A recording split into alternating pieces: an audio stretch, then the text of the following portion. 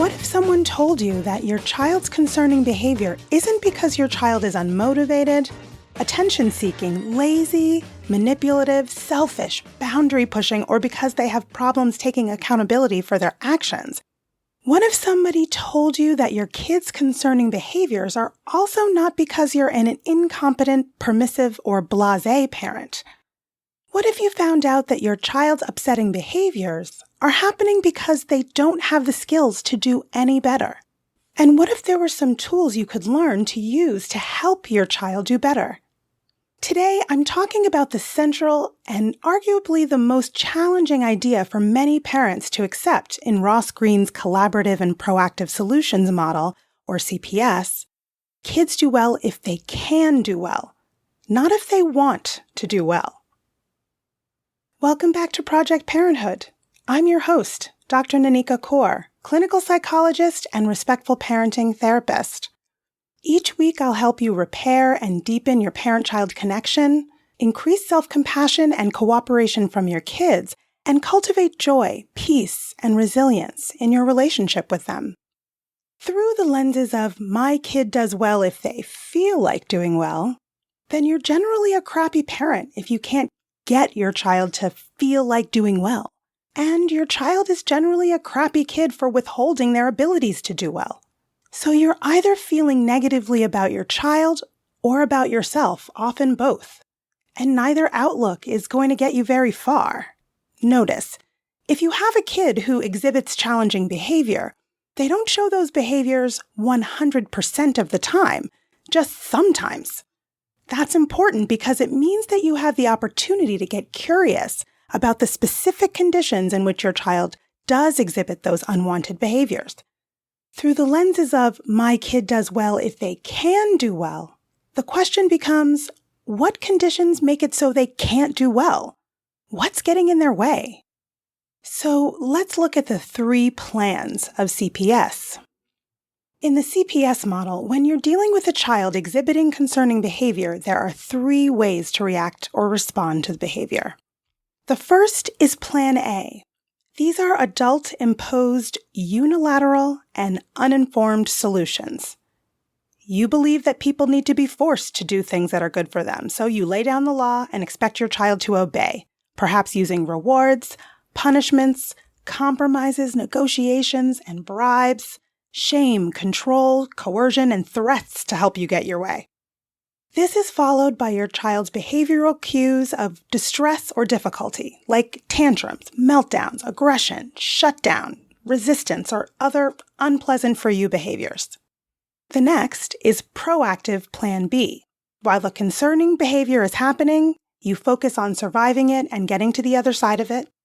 You keep people and property safe and try de-escalation and co-regulation from a place of compassion if you can.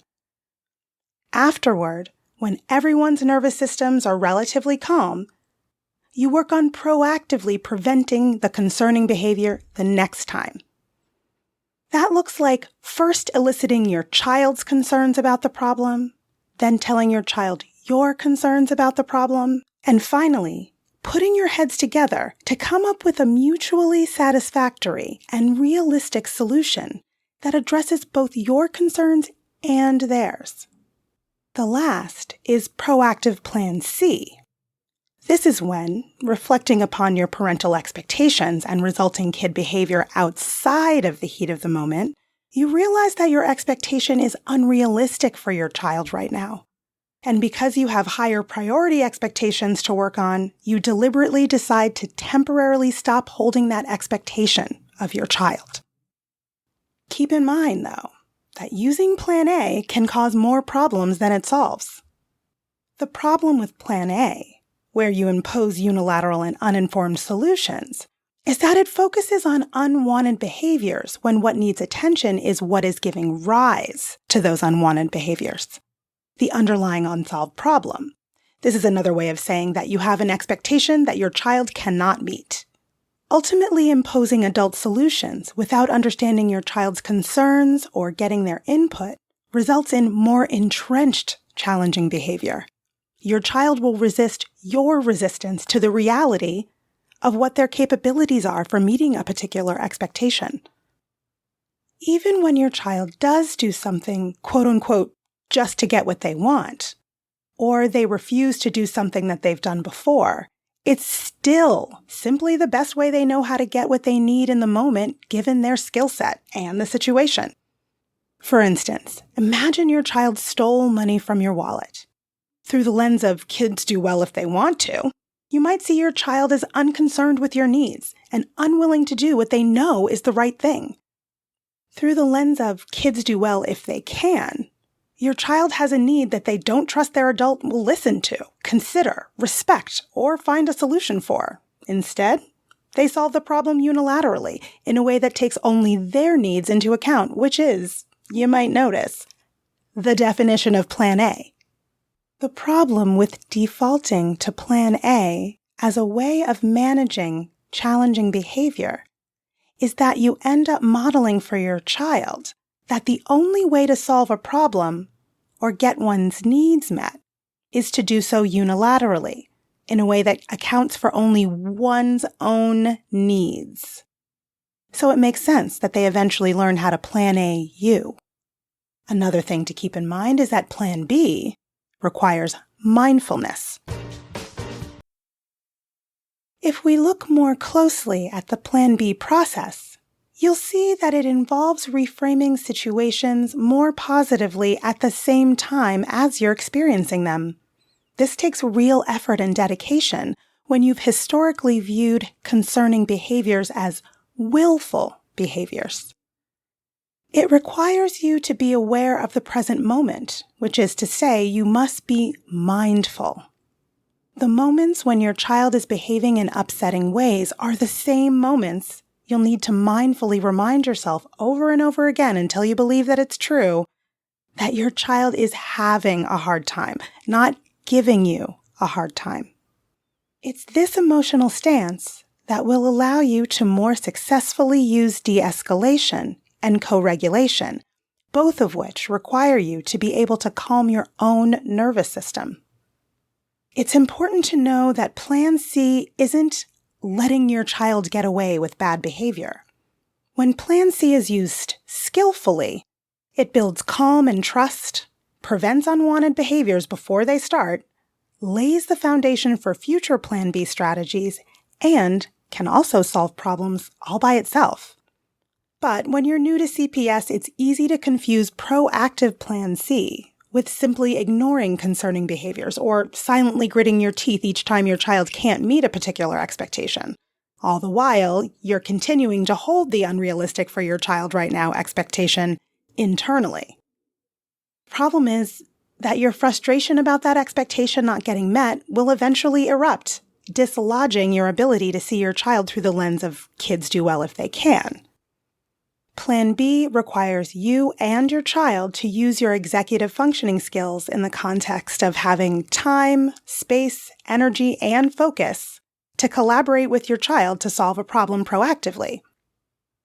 When you have a long list of unsolved problems, it's impossible to solve them all at once.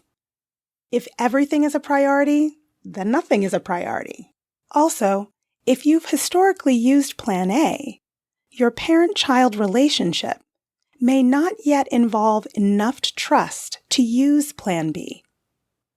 You use Plan C when you're trying to make room for something more important, like stability, connection, or Plan being a higher priority issue.